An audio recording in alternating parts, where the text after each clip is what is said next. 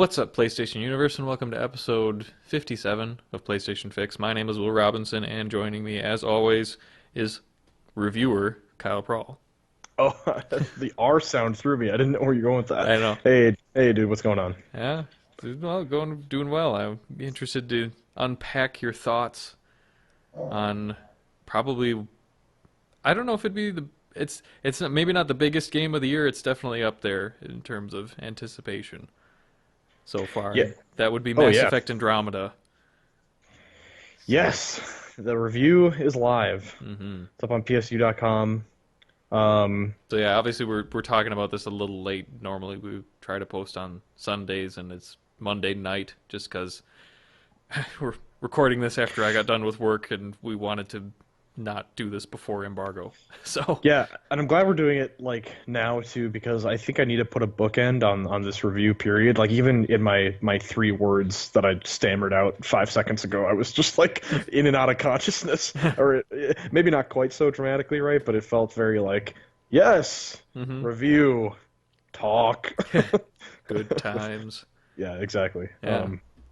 So this is before we dive into your specific thoughts on it. I just will comment briefly on just the kind of general mixed impressions of Andromeda. So I forgot to look this up, see what the Mass Effect series had gotten in scores before.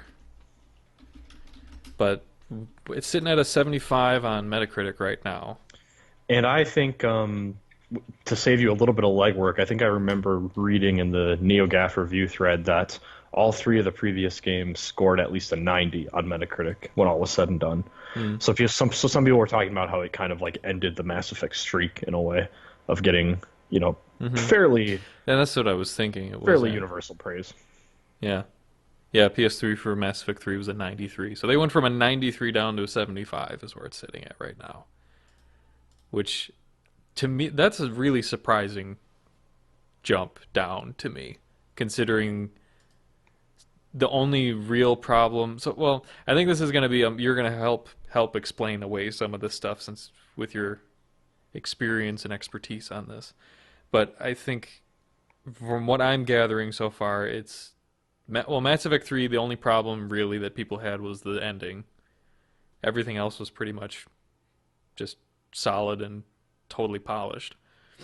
But it sounds like Mass Effect Andromeda is trying to do a lot more and not necessarily knew how to do it as effectively as they wanted.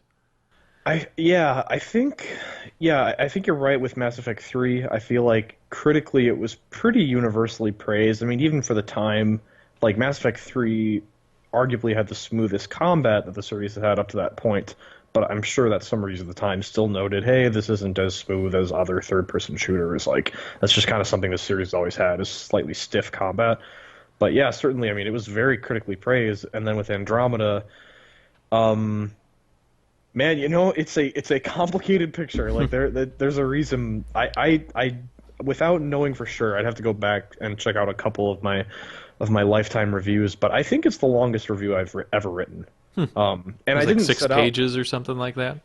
it was exactly 3,000 words. It was which, I think in the Google Doc it was pretty. I can't remember how big it yeah, was. 6 pages sounds Says right. that, I think yeah. that's what it got to. Yeah, which is just absurd by modern game review standards. And I actually went into it saying to myself, I'm gonna write less than I did for Horizon because ideally, like, my writing is not generally super concise, but then the problem is that need to explain why something is good or why something is bad and do that for the entirety of the game just becomes a real problem when the game is 60 plus hours. Right. And then when it's got such a cultural baggage as the Mass Effect series does, or just the burden of this masterpiece trilogy that came before it blows up into this whole thing. So Right. yeah, to some extent I don't even know where to start with Andromeda. Well, how big would you say it is compared to the most recent installment, Mass Effect 3? Yeah, it feels slightly longer, actually. It wouldn't surprise me if on paper there is more content in Mass Effect Andromeda than any other game in the series. The critical path itself, that's, the fact that some of the planets you visit are open world environments, which are total freedom. There's objectives on the world map, everything like that. That certainly pads the game's length a little bit. Hmm. But even with those notwithstanding, it's a meaty game. So I think if you were to just, and this would be the worst way to play Mass Effect, if you were to just absolutely blitz the critical path, you could probably finish it somewhere between 20 and 30 hours. But I finished the story at 42 hours and had only 60% of all the game's content complete.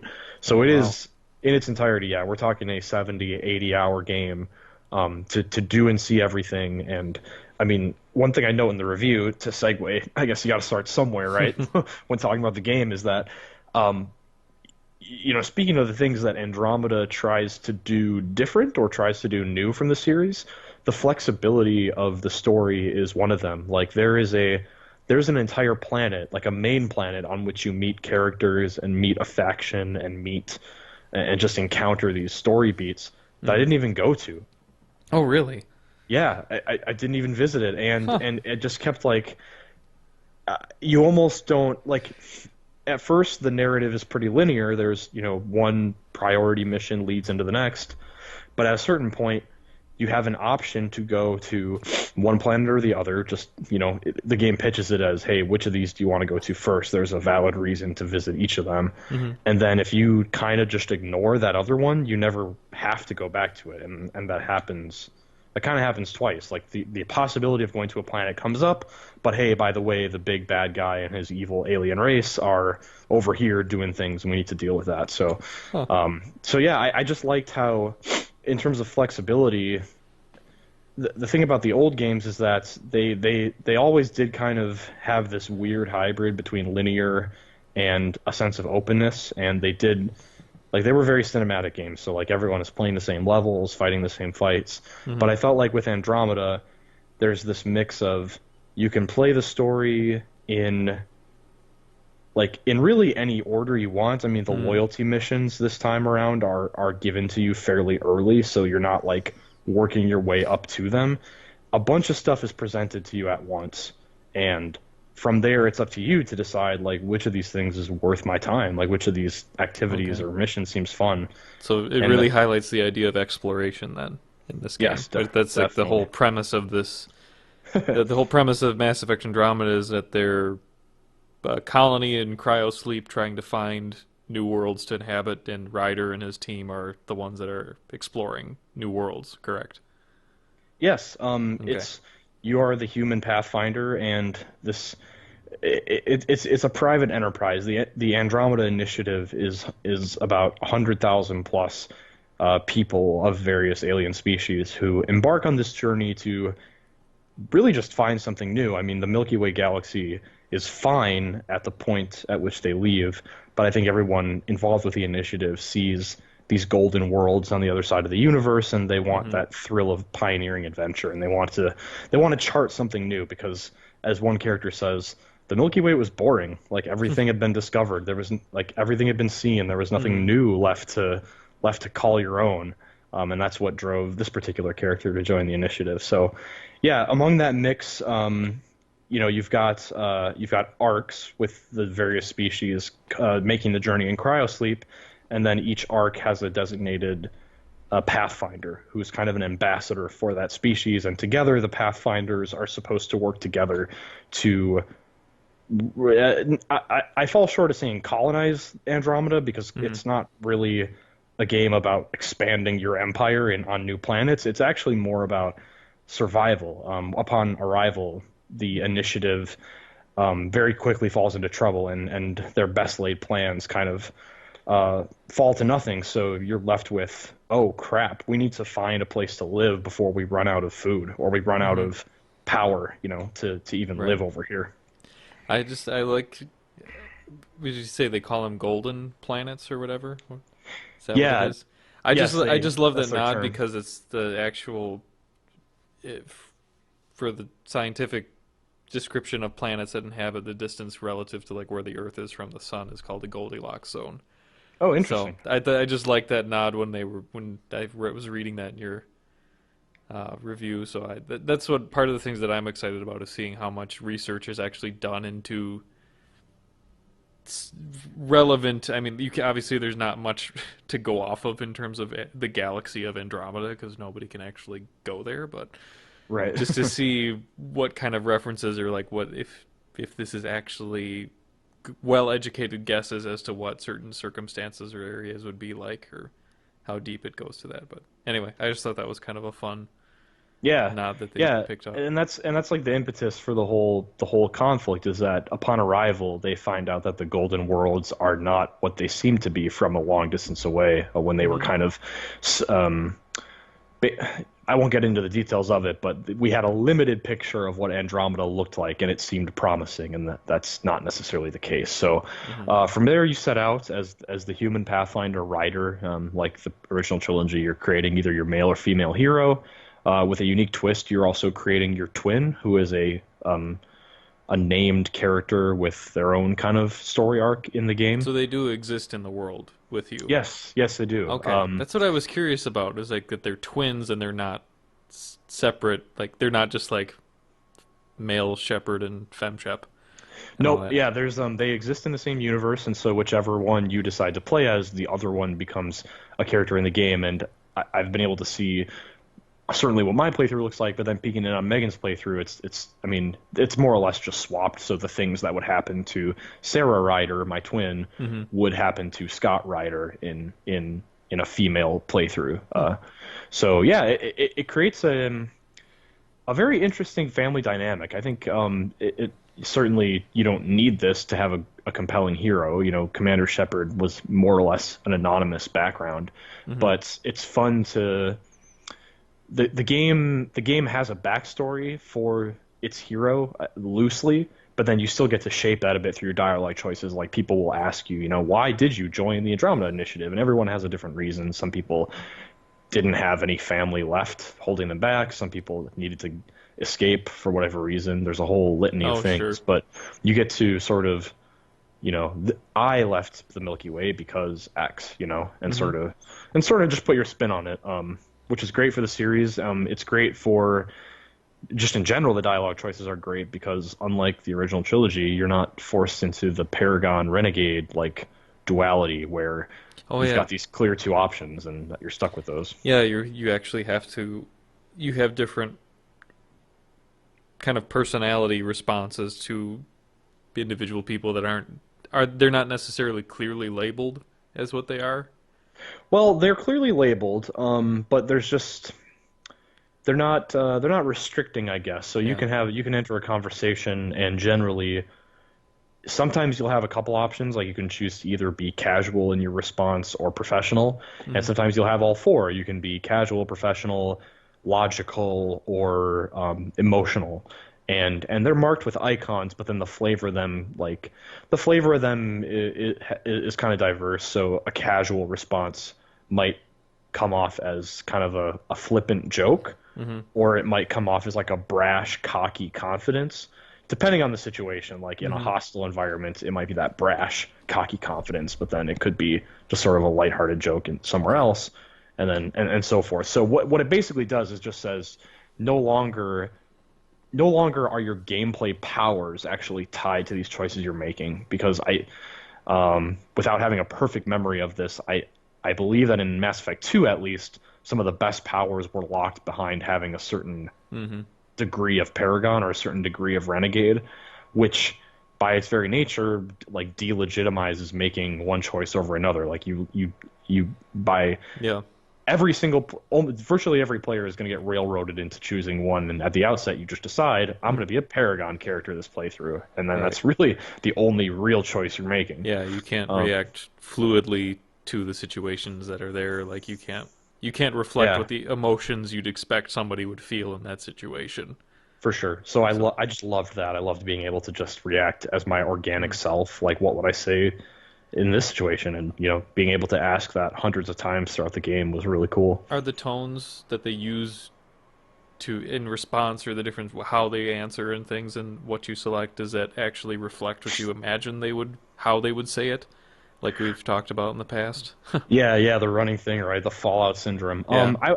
Yeah, generally they do. I think there were probably a handful of cases where it's never just totally left field. You know, Hmm. it's always within reason, even if it's not exactly how I thought the line would play out. Hmm. But if you go by the icons that govern them, so read this response as logical, not as the sentence it gives you, Hmm. then you're going to be in the same ballpark. Yeah, so it's generally pretty good about it, I would say. So do dialogue choices then, do they have any sort of impact at all? Do they have a thing where it's like so and so remembered that or something like that along the lines of that? Because clearly Renegade and Paragon clearly, Barricade. yeah, Paragade clearly affected your relationships with the certain characters and things like that along the Right. way. So, Yeah, so that is a sticking point because well, certainly in a game of this size, it's a little hard to say for sure like what percent of things I was able to enact a difference on, but hmm. generally, I mean, so the main party, their loyalty, right? There are very few cases where you're gonna just ruin a relationship with a main kind of crewmate on the Tempest by the things you say, Hmm. but there are side characters that you meet on planets and in settlements that your relationship with them and the way they talk to you will totally take one turn or the other just based on how confrontational you are over time or how sort of Sure. flirty and casual you are over time. There's one character in particular who's got a really kind of interesting arc alongside Ryder that you spend some time with on one planet, and Hmm. he's definitely someone that pops into my mind as like I could definitely feel the subtle but decisive impact of choices I had made even 2 3 hours ago Hmm. on the way he was talking to me now. So in general, I think it's operating on a subsurface level. There are choices in the game similar to some of those big like Mass Effect 2 missions of like it's A or B, Hmm. and it's some like you're either saving this creepy insect race or killing it, you know? There's a couple big choices like that, but in general, I think it's more subsurface and it's just the flavor of things around you sort of alters to fit your personality. Okay.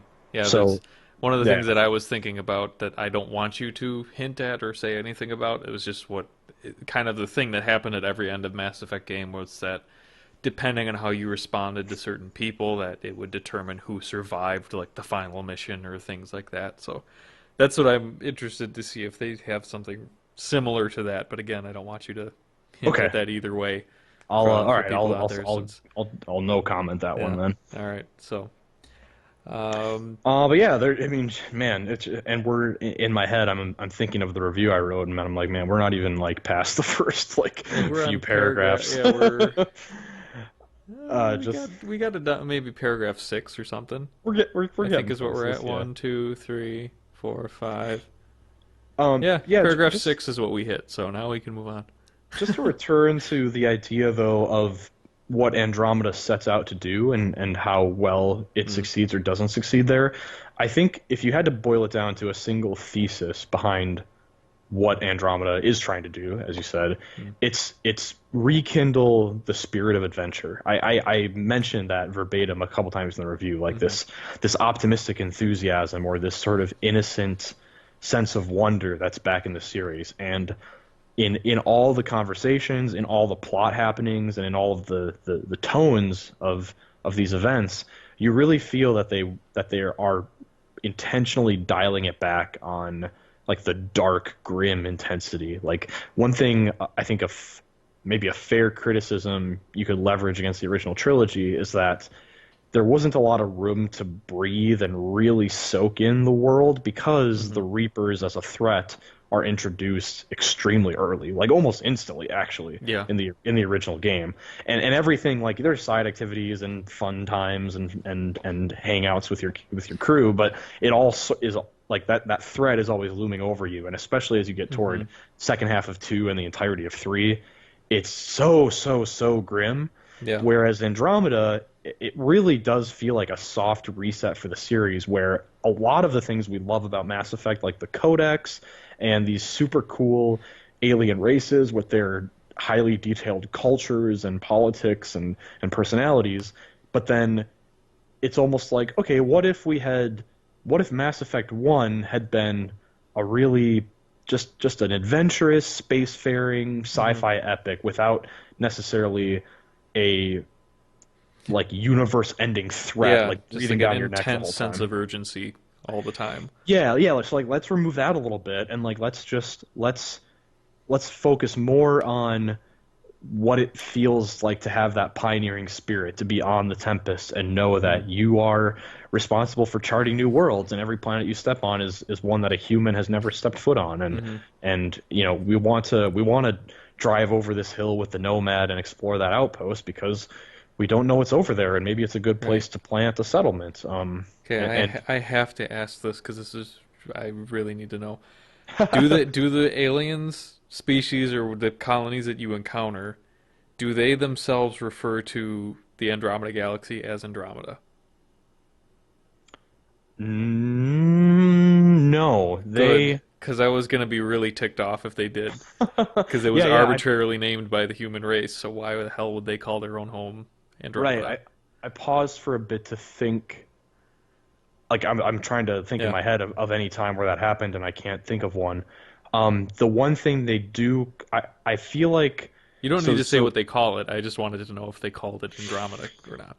no, So, there is there's a term for the cluster, like the Helios cluster, that I believe some aliens do use, but I think mhm. that's they're using it because it's makes conversation easier, right? Right. Like they don't necessarily they're adopting it because these humans and these other species have arrived and they already have a name for it. So it's like, Right. oh, okay. Plus, there's the Omni tool is translating languages in both ways anyway. So Mhm. you could argue that any Yeah, moment where that does happen, it's just that's true. finding the equivalent word. But Yeah. Andromeda, I don't actually remember an alien ever saying Andromeda. Okay. Like, Because I was that would have been just really weird if they yeah, did. agreed, Okay, that agreed. that was just a random thought I had. I want to know. No, no doubt. I mean, man, it's really nice to be able to like talk in real detail about the game with somebody for the first time because it's just nice to like get that off my chest, being able to, well, It's a lot to unpack, I can imagine. well, it absolutely is, and like you play a game like this for 40 hours in the span of 6 days, and it gets kind of lonely. The Um, vastness of space really gets to you, huh? yeah, exactly. Especially when I fell through the floor of the Tempest and That's fell right. into space. Okay, that's a good transition now. So Should we get So the story. all this Well, shit out of the way? we can go.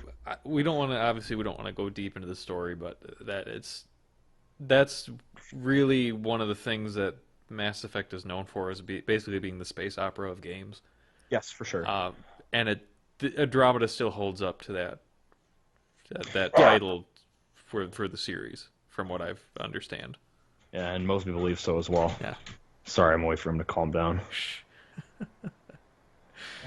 Well, I suppose we just leave the bark in there, right? Yeah, yeah, that's fine. He's barked before. Okay, I'll. Woof. Damn it! It's never when I'm not doing important things. It's always when like Skype's on.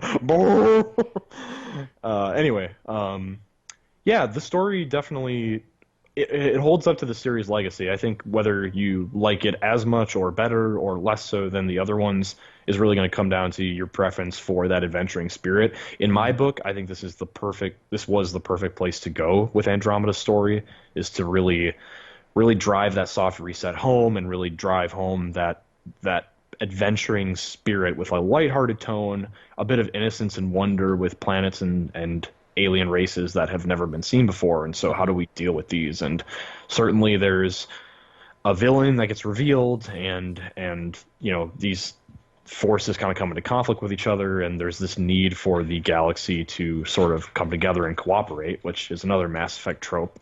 Mhm. But yeah, at the end of the day, it feels like the sci-fi epics that came before it. And it was a good story, not a profound story or a story that's going to stick with me for months and months, Mhm. but good, solid, and a nice backdrop to everything else. And the character development does well too. Yeah, I mean, I would say that's even more so the characters more so Mhm. than the story are the real highlight. Right. I'm kind of separating them in my head because you can have amazing characters with poor Oh yeah. plot and poor pacing. Well, so I So think you yeah, noted in your review saying that you already were thinking of some of the characters in Andromeda in the same regard as you did some of the more iconic ones in the previous games. Yeah, and that's really, I mean, I'll be the first to admit that's surprising. Like I go into it's impossible to go into something like Andromeda having completely tossed away the baggage of the original games. Like that burden of expectation, I think is always going to be there for somebody who's played the trilogy. It's just too hard to separate it. Sure. But the closer a player can get to separating those two in their mind, I think the better time they'll have in Andromeda. Hmm. Not because it needs to like, it's certainly strong enough to stand on its own merits. I'm not saying that it needs like an apology. I'm more so saying that like if you can go into it with fresh eyes and not like comparing, oh, Peebee's cool but not as cool as Liara, or oh, Vetra's cool but not as cool as Garrus. Like get that out of your head, and then I think anyone will be able to appreciate who these characters are because Hmm. there was no context for the original cast when we first met them, and truth be told, it took 2 or 3 games to really earn their love and earn or just for them to earn their place in our hearts, I guess. And Sure. these guys are already well on the way. I mean, there's a few party members that just I love them for their personalities. I love them for their backstories. There's nobody I hate, which is crucial. That's Like good. there's nobody that just feels like a waste of space Yeah, and no, just like a nobody that you would hate in the sense of just being a bad character, but yeah, like a I'm bag for guessing there'd be shit. some people that you just are it's intentional that you disagree with their actions at from time to time. I would think that would be how a Mass Effect would go. Yeah, it's interesting because there's a couple who have like surprising and like weird personalities. Like I got to give credit to the writing for that too, because there's, you know, the family issues or the burden of perfectionism. Whatever. I'm just loosely touching on themes, but then you get character traits that haven't really been in games much before, like somebody who's actually kind of prone to being violent when they're frustrated. Hmm. And little twists like that. So I just really, really loved learning more about them. As typical Mass Effect fashion, I spent, after every story mission, I'm like running around the ship talking to Oh yeah. everybody. I want to hear every bit of dialogue they have. And yeah, I credit to the loyalty missions as well because they come to nice climactic realizations of their characters. They really do have satisfying arcs, and they've always got something interesting to say. So we're definitely in a good place with these Yeah, guys. that's the thing. I like it's almost impossible for me to imagine characters in that same setting, at least, to be Like a on par with some of the other ones. So yeah, that's what I'm going to be looking forward to seeing. I'll have to try to force myself to not do that competitive association. and to its credit, Andromeda makes it surprisingly easy to not forget the original trilogy, but Hmm. the references to it are almost non-existent. There's Well, they said it was like 600 years or something is what it's been. yeah, so it's like it's 600 years of travel. So basically, everyone leaves the Milky Way galaxy between Mass Effect 2 and 3, and then by the time they arrive in Andromeda, the things that have happened in the original trilogy are hundreds and hundreds of years ago. But it feels like an instant to the people who are Sure. sleeping. Oh Which yeah, that's true. itself is kind of a really interesting setup, right? Like when you wait, you go to sleep in cryo, you say after saying goodbye to your family and friends, Hmm. and then you wake up like Yeah, and they've been dead for almost a hundreds of years. millennium later. Yeah, it was super, Huh. just an interesting thing. It gets you thinking, right? Like, Hmm. how would I feel in this situation, and would I even be able to Right. say goodbye or? Yeah, that'll be fun. That'll be fun to dive into It's a for a cool, spoiler it's a cool cast. camaraderie. It's like when you're walking around the Nexus, which is like the citadel of this game. Hmm. You kind of look around at these NPCs and your stuff, and like everyone here signed up for this. It's an interesting thought. Like Hmm. everyone here went to sleep and then woke up together 600 years in the future. It's like group time travel. Hmm. It's a cool idea, and it's something that sort of maybe lies underneath those themes of cooperation and brotherhood. But Hmm. yeah, yeah, I fantastic character. was gonna say, speaking of the people that are on there, I don't. I, I'm in a kind of a torn spot because I know we're definitely eventually going to be doing a spoiler cast of this. So I Hmm. don't know if I want to go into a ton of detail on everything so far, but the one of the main mechanics of Mass Effect is going to be that you as you explore different areas or try to uncover or try to gain favor in areas or make them habitable, you're faced with a decision of waking up specific groups of people, right? Yeah. Yes. It factors into the RPG systems that I thought were really satisfying and really flexible. But Mm. yeah, that's something that for various reasons is ends up being entrusted to the Pathfinder, which makes some innate sense because the Pathfinder is the one who's actually leaving the Nexus to go out and chart these worlds, and you're witnessing firsthand like Sure. here are the struggles that we're facing on this desert planet. Here are the struggles, like here's the biology we have to contend with. So it makes total sense why that responsibility is entrusted to you, and then it basically ends up being a cool gameplay system. Like nothing super special to the point of like, oh my god, in the end game, the Nexus is falling apart because you made the wrong choices. It's more like gameplay perks that come as a result of like waking up a block of scientists or waking up a block of economists before Mm. anybody else, right? So Sure. you might get a regular delivery of credits, or you might open up a wider range of wares at Nexus merchants, or you might unlock. There might be suddenly hidden caches of loot near all of your operating bases because you woke up geologists or you woke up like scavenging experts to sort of unearth some treasure chests that weren't there Huh. before. Gotcha. So it manifests itself in ways like that, but there's that cool underlying story element to it, and then a couple of side quests actually like kind of force you to consider the ramifications of that, where somebody you wake up sort of confronts you and they're like why did you wake me up? My family and my friends are still in cryo and I feel alone, and like No, sure. I either want to go back to sleep or I want you to wake them up too, and then you have to explain to them, well, Hmm. that's not really how that works. There are procedures and we can't support everybody at once, and Hmm. deal with the frustrations of that. Interesting. All right. Yeah, Well, I think I want to leave it there so we don't get for too sure. far. But yeah, I'm really looking to see the nitty gritty of all that stuff. That'll be a lot of fun. It'll be lot more interesting, I think, than mining for different elements on random planets. Uh, Yeah, that's one major way in which Andromeda um, stinks. I'll just say that. The galaxy map in Andromeda is much worse than its predecessors, and it's not like the galaxy map is ever like a yeah. major gameplay system. It's just now, rather than being able to use a cursor to jump from system to planet and so forth, you actually select a planet in the same way, and then you are forced to sort of watch this flying animation as you sort of zoom through space in first person, and then the Tempest arrives 20 seconds later at whatever your destination was, which is Oh, fine except for that it's never ending. Like you might enter a system and there are 5 planets there that you want to check out for resources, and you're waiting for 30 seconds to travel to each one of these, even though they're just on those rings, right? mm, It's just a single system, and then you might arrive at a planet only to find out there's actually nothing there, or maybe there's just a single thing to scan and it gives you 300 XP or something. So it's really just a step mm, backward in really every way. Like I can't understand how a playtester might not have said after 60 hours of this game being hmm, like, yeah, this is very tiring. Like yeah. this was cool the first 3 times, like flying through the stars, and yeah, cool, all the asteroid belts are actually rendered. That's all well and good, but man, this is repetitive. Yeah. Uh,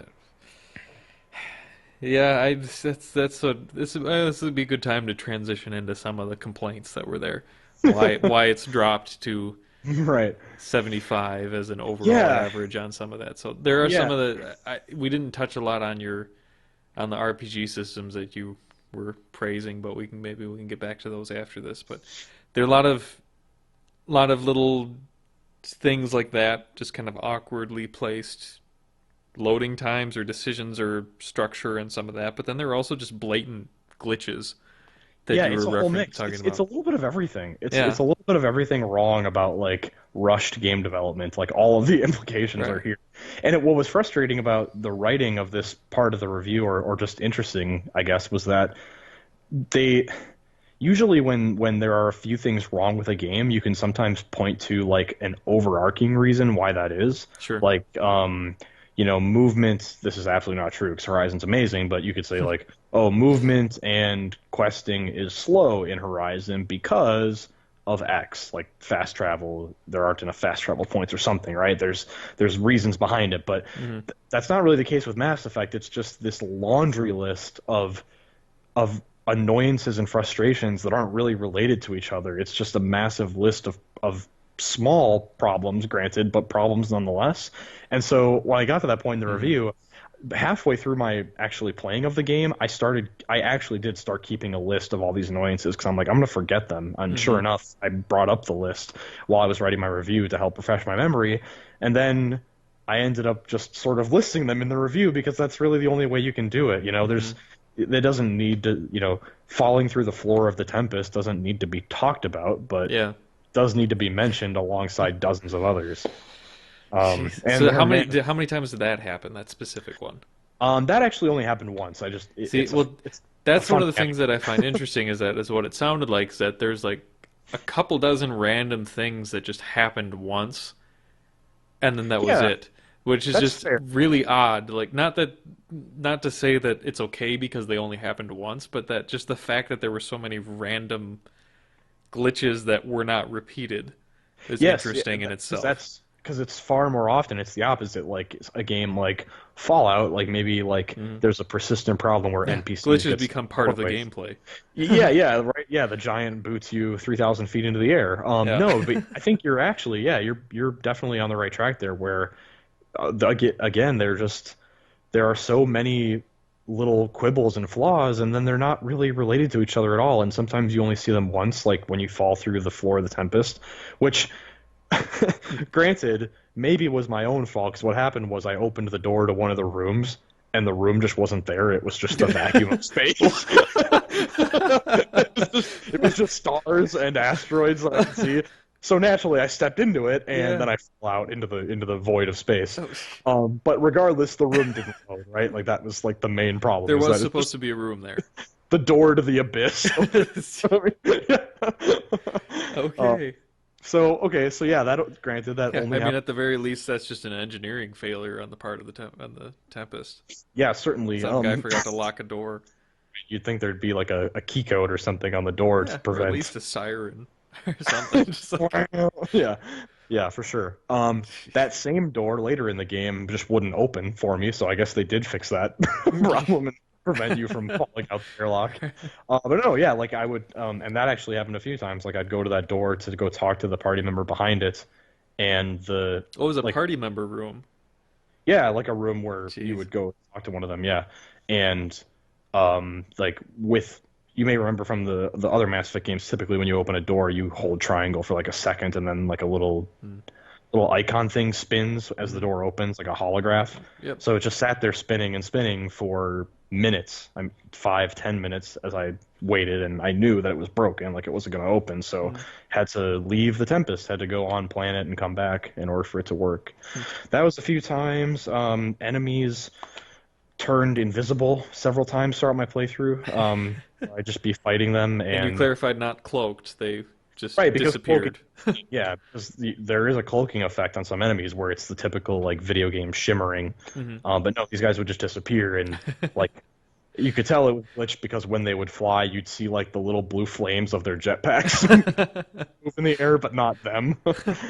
And then even I can't remember if like their corpses did materialize when I managed to kill them because I could still shoot them. The hit Yeah, detection was, but they're just invisible.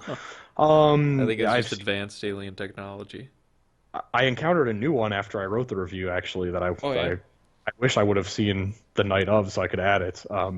One of my party members died in a mission, the typical thing where you have to run over and revive them, Mm. except I couldn't revive them. Like, there was no prompt to do that as I was standing over them. So I'm like, okay, that's glitched. And then we completed the mission, we got back to the Tempest, and I went to a new planet, and I came out of the Tempest, and they were dead again. Like we just rolled their corpse out onto Eos to Jeez. sit there, and still it was glitched. I couldn't do anything about it, and I'm like, oh my god, and I started to worry. I'm like, are you just dead?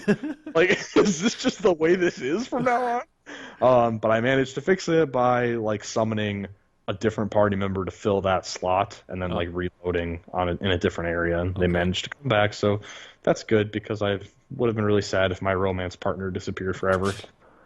So wasn't there another one you said where people were like they would be like floating in the air? Yeah, there's some of that. There's levitation.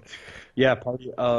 Sometimes like some of your party members have similar biotic abilities where they could like do a teleport dash, like that charge attack, Hmm. and that can happen in midair. But then when that happens, they might get stuck up in midair, or when an enemy jumps out of their dropship, he might not actually jump. He might just step out, and again, he's there in midair.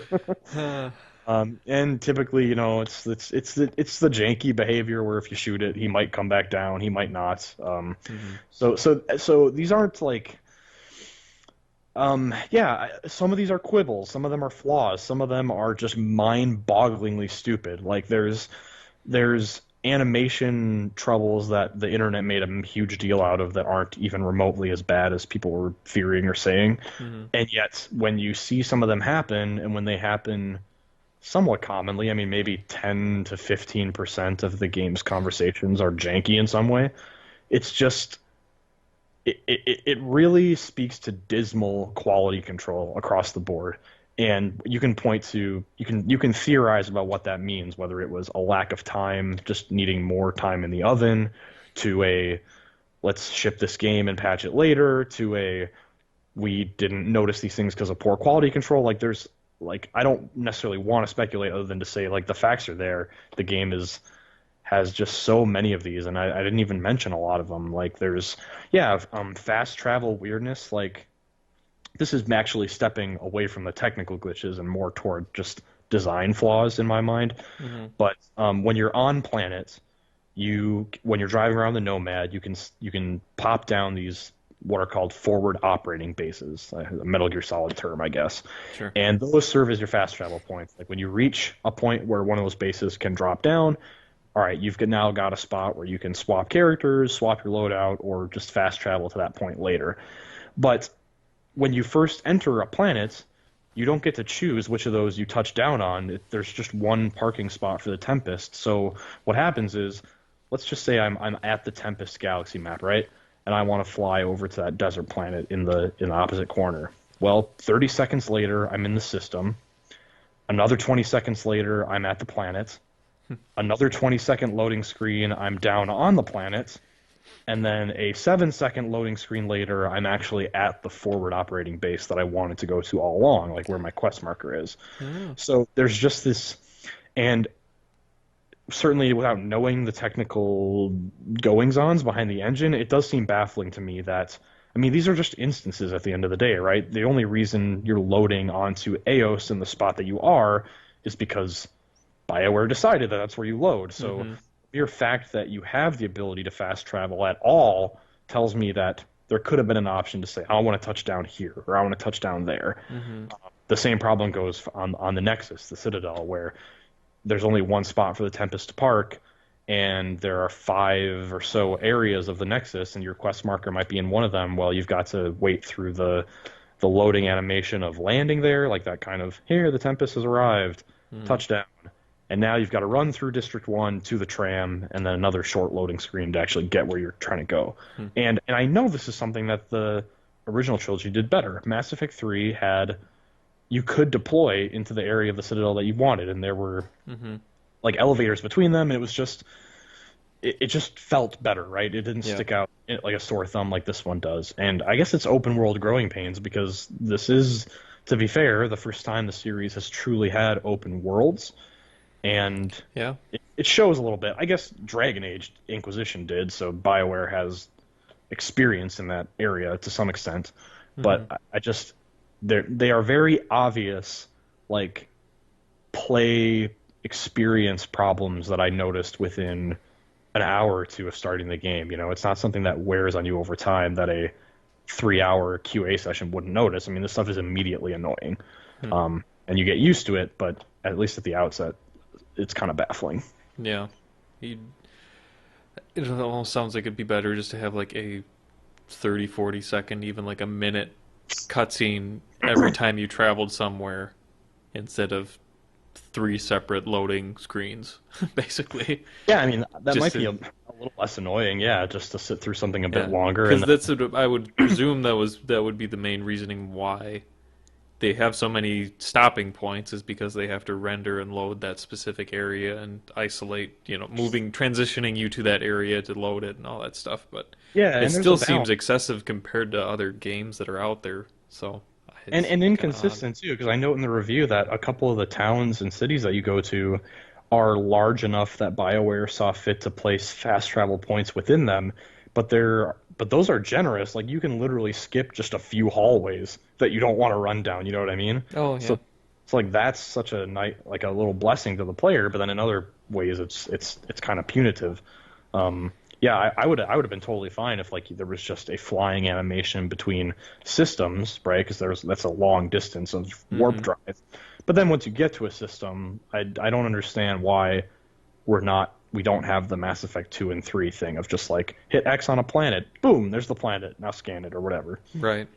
Yeah. That is really odd. Yeah, for sure. Hmm. But yeah, so there's the important thing to stress about all the glitches and all the flaws is that while the end effect is that the game feels half baked and rushed to some extent, Mm-hmm. it's not half baked or rushed from a content perspective, and that's what I come back to is that I rated the game highly, and an 8 out of 10 is a good to great score because despite all of that jank, there's still a really great core RPG experience beneath all of it, and it's really a testament to those characters that we talked about, and the gameplay and the adventurous, like enthusiastic story that like it's I wouldn't say easy to ignore all the problems, but Mm-hmm. it'd certainly be a lot harder. I think the game does a good job of redeeming itself on a frequent basis so that you're never too like just overwhelmed by the jankiness. You just kind of roll your eyes every time it happens, or you kind of have a little disappointed sigh where you're just like, "Come on, Mm-hmm. BioWare, like, this is a little ridiculous." Yeah. So you got all that kind of annoying stuff scattered between what is great characters and good story, I think is what Hmm. you would have said for that. But Yeah, then definitely. also probably the last and potentially most important aspect of the game is the gameplay itself. And it sounds like BioWare has actually ramped it up going into this game from a gameplay perspective. I think it's the best yet. I think it's a high point for the series in terms of both combats, like the feel of combat and how thrilling it is to use those powers, and also the RPG systems behind them. There's really like meaningful, flexible choice there. The Nexus level, that's the wake up system we were talking about earlier with the perks. That's one example of that. Mm-hmm. But at a core level, the way skill points work here, I'm a huge fan of. One thing that certainly maybe not a problem about the old games, but a thing about them was that you select your class at the get-go, and that places somewhat rigid limits on you. You can only use sniper rifles and shotguns, or whatever the case may be. I don't remember the Sure. permutations, right? Mm-hmm. But and you basically I liken it to this. In the old games, you make a single choice early on, and then there's a little bit of guesswork in there, and then as the game goes on, you have to find enjoyment within that choice you made.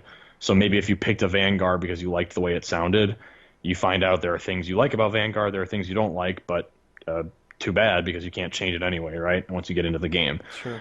This is the reverse of that. You have all of the freedom in the world right off the get-go. You can assign skill points into any one of dozens of talents spread across like the combat tree, the biotic tree, and the tech tree, those kind of loose Mm-hmm. gun, magic, engineering focuses.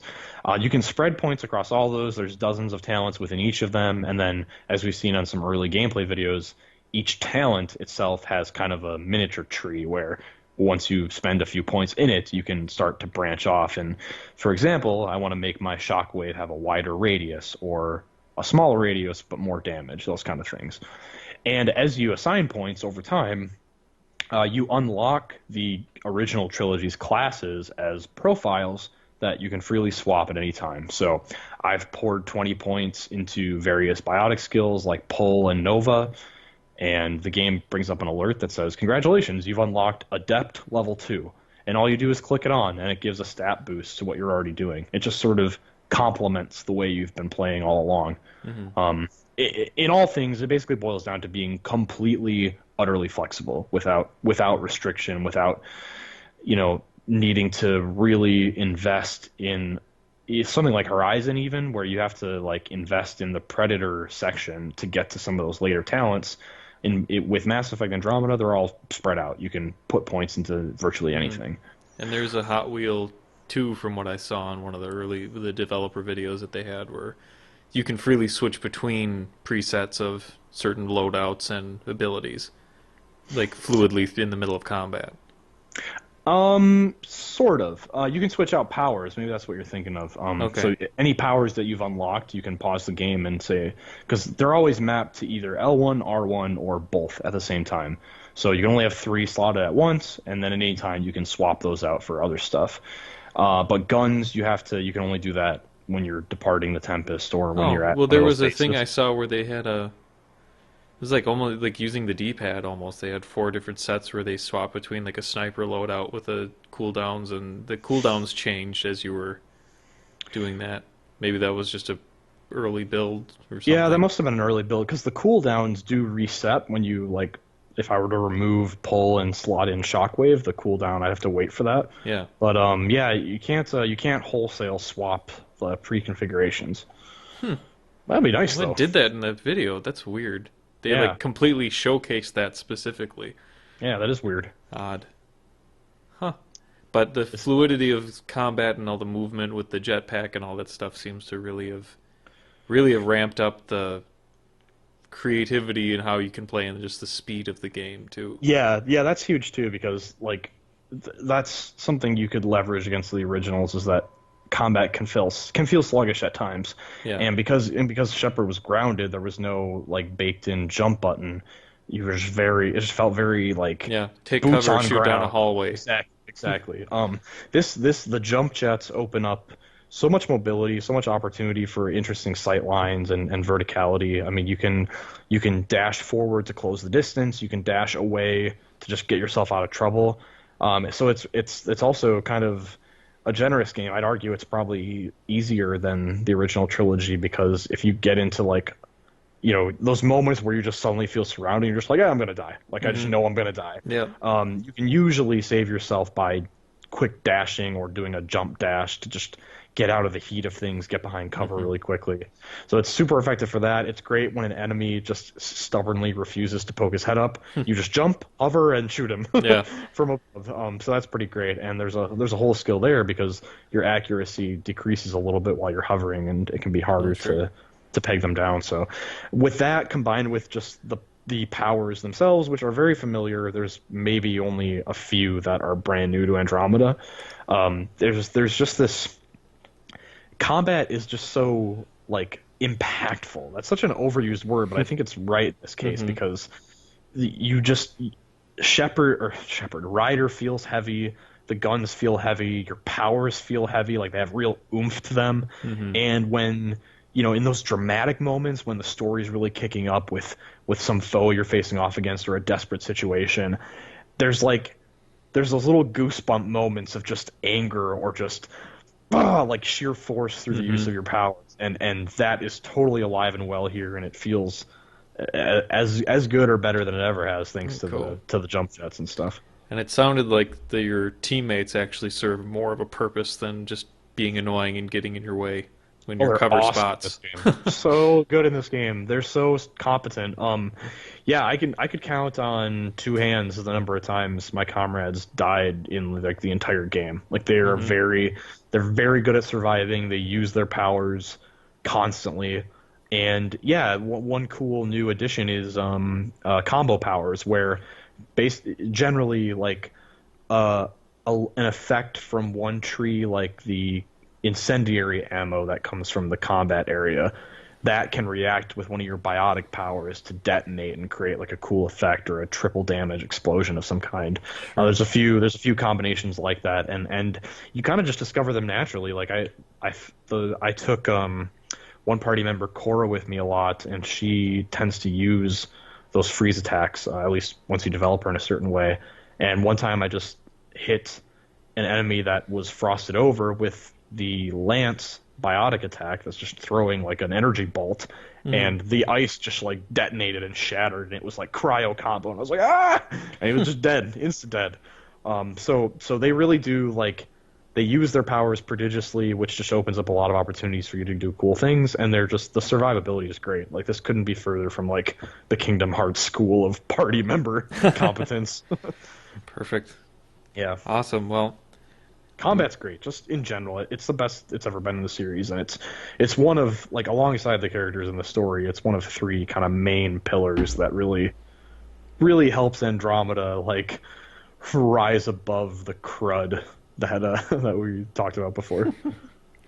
well, cool. I think that's a good place to end on. Then we've been going at this for close to an hour, over an hour now. Wow, it didn't Longer than feel. what I thought we would be doing. But again, your your review was 6 pages, so not It that was a beast. surprising. Yeah, Yeah. it was a beast. So if anyone listening took the time to read it, or you're feeling ambitious and you're going to take the time to read it, Hmm. it's massively appreciated. I think if nothing else, my goal with the review was to, I mean, really to be exhaustive. I think Mass Effect. There are things that everybody loves about Mass Effect, the music, the lore, the characters, but then beyond that, I think it means different things to everyone, where there's some aspect or another that people are really focused on. And I could just, as I was writing, I could hear those questions in my mind, like, well, what about this? Or how does this thing work? And so hopefully I was able to give you that and answer your question no matter what kind of Mass Effect fan you are. Yeah. Well, barring the, or even barring the, or not even barring the, I should say, all the glitches and all that stuff. I'm still looking forward to getting my hands on this game and seeing where it takes Yeah. me. And it for the most part it lives up to what we kind of wanted, which was a new beginning for the series. Rough patches and all. It's never less than good, and it's frequently great. But man, if it doesn't have to fight back against a ton of crud to achieve that, and it's noticeable crud, unfortunately. Um, but it's a promising start. There's a lot of ways to improve for the inevitable sequel, and I'm as excited for that, really more excited for that than I was for Andromeda, because having played it Hmm. and now being back in this universe with these characters, I just want more of it.